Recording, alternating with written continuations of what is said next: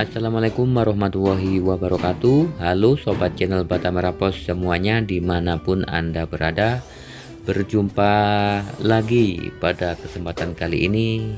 Kami akan membagikan kelanjutan video yang sebelumnya, cara membuat plafon yang super minimalis, yaitu mulai dari pemasangan gypsum board, juga memberi kombinasi list kayu atau Fergola kayu jati. Dan untuk teman-teman yang baru gabung atau baru tahu channel Bata Merah, untuk yang belum subscribe bisa Anda subscribe terlebih dahulu, serta jangan lupa nyalakan tombol notifikasinya agar Anda tidak ketinggalan video-video terbaru dari channel kami. Dan untuk yang sudah subscribe channel kami, saya doakan sehat selalu dan selamat menonton.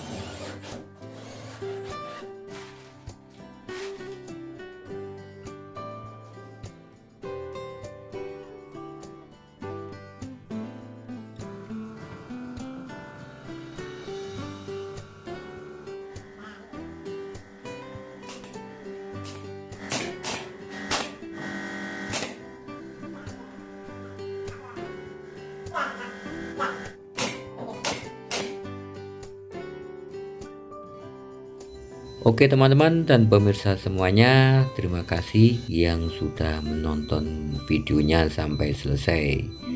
Semoga bermanfaat untuk Anda semuanya. Sampai jumpa di video yang selanjutnya. Wassalamualaikum warahmatullahi wabarakatuh.